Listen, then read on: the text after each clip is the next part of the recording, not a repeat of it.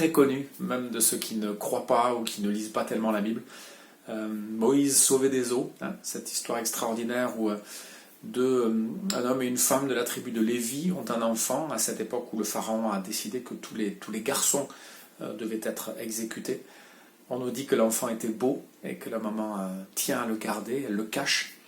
Et puis à un moment où il n'est plus possible de le cacher, vous connaissez certainement l'histoire, et c'est écrit dans le chapitre 2, eh bien elle le met dans un panier enduit avec du bitume pour qu'il puisse être posé dans l'eau.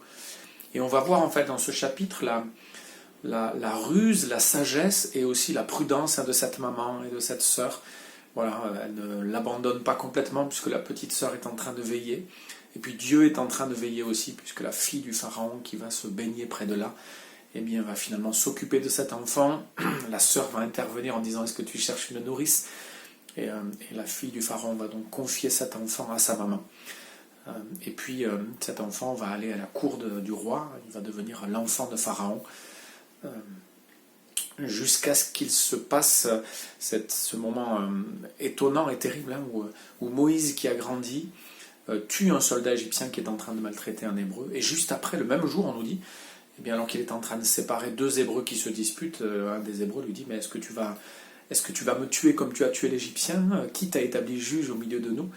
Et Moïse va réaliser en fait que son crime est connu et il va fuir. Hein. Donc la vie de Moïse va être complètement transformée, chamboulée, lui qui était sauvé des eaux, fils du pharaon, un noble de la cour d'Égypte, et bien il va fuir dans le désert, et c'est dans le désert en fait qu'il va se reconstruire, poursuivre sa construction d'identité. Il va rencontrer un prêtre de Madian, il va se marier avec sa fille Séphora, et il va rester là au désert dans une période de préparation et d'isolement.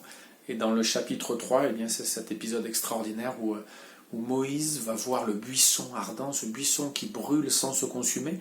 Moïse va être intrigué, il veut voir ce prodige, et Dieu va parler à Moïse, Dieu va se révéler à Moïse, Dieu va lui confier une mission extraordinaire. Voilà, j'ai entendu ton peuple, les souffrances de ton peuple, tu vas retourner en Égypte et tu vas demander à Pharaon de laisser sortir ton peuple. Et quand Moïse résiste et dit « Mais qu'est-ce que je vais dire? Comment je vais te présenter? Qui m'envoie ?»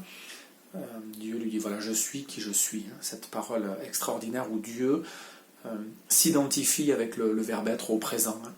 Je suis. Voilà. Et on va retrouver ce je suis dans les paroles de Jésus. Je suis le pain de vie, je suis le chemin, la vérité et la vie.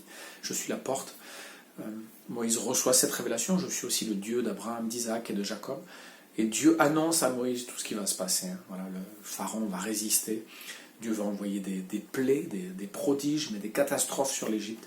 Et finalement, les Égyptiens non seulement vont laisser partir le peuple d'Israël, mais ils vont les laisser partir en leur donnant des cadeaux, en les honorant. Tout est déjà annoncé dans la parole de Dieu.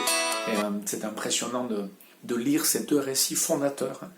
Moïse sauvé des eaux, qui commet un meurtre et qui part au désert.